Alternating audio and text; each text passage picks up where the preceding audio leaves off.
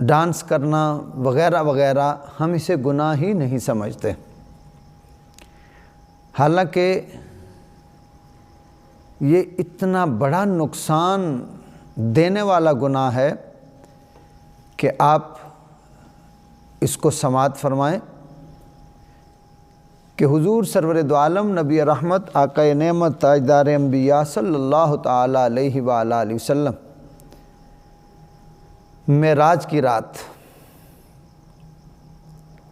آپ کا ایک قوم سے گزر ہوا اور ایک قوم کو دیکھا کہ آگ کے طبق ان کے سینوں پر رکھے ہوئے ہیں اور ان کے منہ کالے ہیں، آنکھیں ان کی نیلی ہیں اور تار کول لک کا لباس پہنے ہوئے ہیں، کپڑے پہنے ہوئے ہیں، اور ان کو فرشتے آگ والی گرزوں سے مار رہے ہیں۔ اب آپ اس کو دوبارہ سے حدیث کو سنیے کہ آقا علیہ السلام فرماتے ہیں کہ میں نے ایک قوم کو دیکھا، ان کے سینوں پر آگ کے طبق رکھے ہوئے ہیں، یعنی ان کے سینوں پر آگ جل رہی ہے، آگ رکھی ہوئی ہے اور بڑی آگ رکھی ہوئی ہے، سخت سزا آگ سے مل رہی ہے، اور ان کے منہ کالے ہیں، آنکھیں ان کی نیلی ہیں اور لک کا لباس پہنے ہوئے ہیں، تارکول کا لباس، لک جو سڑکوں پہ ہم گرم کر کے لک ڈالتے ہیں، اس لک کا لباس، کپڑے پہنے ہوئے ہیں، اور فرشتے ان کو مار رہے ہیں۔ اور خالی فرشتے ہاتھوں سے نہیں مار رہے، آگ والی گرزوں سے مار رہے ہیں۔ تو جبرائیل امین علیہ السلام آپ نے عرض کی، یا رسول اللہ صلی اللہ علیہ وآلہ وسلم، یہ وہ لوگ ہیں جو گانا گایا کرتے تھے، یہ گویے ہیں۔ آج ہر نوجوان کو گانے کا شوق چڑھا ہوا ہے، ہر لڑکی کو گانے کا شوق چڑھا ہوا ہے، اور ہر زبان پہ گانا چل رہا ہے۔ میرے نوجوانوں، گانا، ہم مسلمان ہیں، ہماری زبان پہ قرآن ہونا چاہیے، ہماری زبان پہ درود و سلام ہونا چاہیے، ہماری زبان پہ پیارے آقا علیہ السلام کی نعت ہونی چاہیے، ہماری زبان پہ دین کے مسائل ہونے چاہیے، مگر ہماری زبانوں پہ گانے ہیں۔ یہاں تک ہم اس دلدل میں، گناہوں کی دلدل میں پھنس گئے ہیں کہ موبائل کی بیل بجتی ہے، اس پہ گانا چلتا ہے، تو جو بچہ ابھی فیڈر پیتا ہے، دودھ پیتا ہے، وہ بھی ڈانس کرنا شروع کر دیتا ہے۔ پیارے آقا علیہ السلام ارشاد فرماتے ہیں کہ فرشتے آگ کی گرزوں سے مار رہے ہیں۔ پوچھا گیا، عرض کی گئی، یا رسول اللہ صلی اللہ علیہ وآلہ وسلم، یہ وہ گویے ہیں جو گانا گایا کرتے تھے۔ اب دیکھ لو گانا گانے کا انجام، کہ فرشتے انہیں لوہے کی آگ کی گرزوں سے مار رہے ہیں۔ تو کیا ہم آگ برداشت کر سکتے ہیں؟ ہم وہ فرشتوں کی مار، وہ سزا، وہ عذاب کو برداشت کر سکتے ہیں؟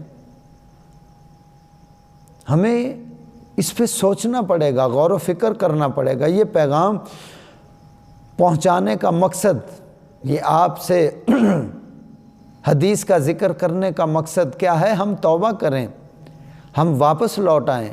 ہم بہت دور نکل چکے ہیں۔ اگر ہم اسی طرح رہیں گے تو ہماری دنیا بھی برباد ہو جائے گی اور آخرت بھی برباد ہو جائے گی۔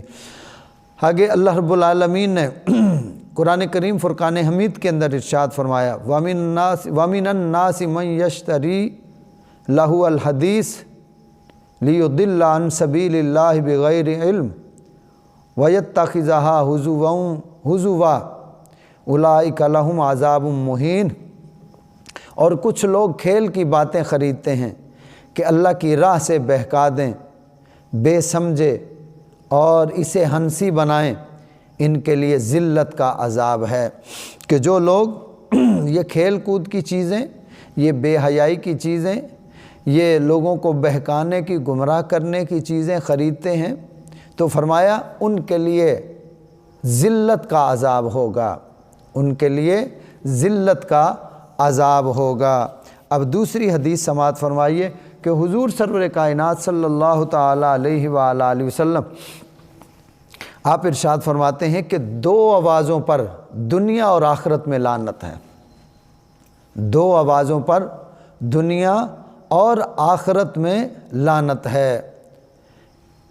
نمبر 1 فرمایا خوشی کے وقت باجوں کی آواز پر لعنت ہے، خوشی کے وقت باجوں کی آواز پر لعنت ہے، اور مصیبت کے وقت چلانے کی آواز پہ لعنت ہے، کہ جو مصیبت کے وقت یا فوتگی یا غمی کے وقت چلاتے ہیں ان پہ۔ اب تھوڑا سا میں بات کو کھول کے عرض کروں کہ خوشی کے وقت باجوں پہ لعنت ہے، یعنی جیسے ہم خوشی کرتے ہیں اور ڈھول باجے بجاتے ہیں اور ناچ گانا کرتے ہیں، تو فرمایا اس آواز پہ لعنت۔ اب غور کرو، اس آواز پہ لعنت۔ بارش ہوتی ہے تو بارش یہ نہیں دیکھتی کہ یہ رئیس امیر کا محل ہے، ساتھ میں غریب کی جھونپڑی ہے، اسے چھوڑ دے اور امیر کے محل پہ برستی رہے، یا ایک جگہ محل ہے اس کے ساتھ کوڑا کرکٹ روڑی ہے اور بارش محل پہ برسے اور اس روڑی پہ نہ برسے۔ نہیں، بارش جب برستی ہے تو وہ سب پر برابر برس رہی ہوتی ہے، غریب کی کلی پہ بھی وہی بارش برس رہی ہے، امیر کے محل پہ بھی وہی بارش برس رہی ہے، اسی طرح روڑی پہ بھی بارش ہو رہی ہے اور محل پہ بھی، شیش محل پہ بھی وہی بارش ہو رہی ہے۔ تو جب گانے کی آواز پہ لعنت پڑ رہی ہے، فرمایا دنیا اور آخرت میں لعنت، جب گانے کی آواز پہ، گانے والے پہ لعنت پڑ رہی ہے تو غور کرو جو وہاں جتنے شامل ہوں گے ان سب پہ لعنت پڑ رہی ہے، ان سب پہ لعنت پڑ رہی ہے۔ یہ گانے کا عذاب ہے، اور دنیا میں بھی لعنت ہے اور آخرت میں بھی لعنت ہے۔ یہ ایک آواز جو خوشی کے وقت باجوں پہ لعنت ہے۔ اور ہم کہتے ہیں ہماری کوئی شادی یا خوشی کا موقع ہو تو ہم کہتے ہیں کہ یار ہم سنت کے مطابق کریں گے، کیا کہ یہ کوئی فوتگی والا گھر ہے؟ یار دنیا میں ہم کیا منہ دکھائیں گے، لوگ کیا کہیں گے؟ ہمارے پگلے مسلمان سوچتے نہیں ہیں کہ لوگ کیا کہیں گے، کبھی یہ نہیں سوچا کہ ہمیں اللہ کیا کہے گا، اللہ کیا فرمائے گا، کیا ہم وہ قبر کا عذاب بھگت لیں گے، ہم دوزخ کا عذاب برداشت کر لیں گے؟ دنیا کیا کہے گی؟ کیا دنیا قبر میں ساتھ جائے گی؟ یہ خاندان برادری ہماری جگہ مرے گی؟ کوئی نہیں مرے گا۔ تو جب ہمارے لیے کوئی مرے گا نہیں تو اس کے لیے کیوں اپنی ہم دنیا برباد کریں، ہم اپنی آخرت کیوں برباد کریں؟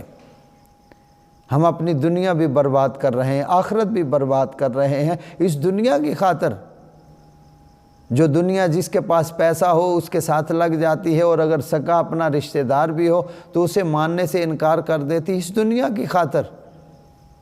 ہم اپنی آخرت برباد کر رہے ہیں، اپنے اللہ رسول صلی اللہ علیہ وسلم کو ناراض کر رہے ہیں اس دنیا کی خاطر۔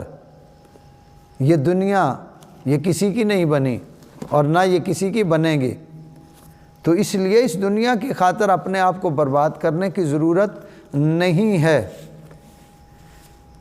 اب آگے سنیے پیارے آقا علیہ الصلوۃ والسلام کیا ارشاد فرماتے ہیں کہ گانے کی آواز دل میں یوں نفاق پیدا کرتی ہے جس طرح پانی کھیتی کو اگاتا ہے۔ اب غور سے سنیں، گانے کی آواز دل میں یوں نفاق پیدا کرتی ہے جیسے پانی کھیتی اگاتا ہے۔ اب نفاق کیا ہے؟ نفاق کہتے ہیں پھوٹ کو، نفرت کو، کہ ظاہراً دوستی ہو اندر سے دشمنی ہو۔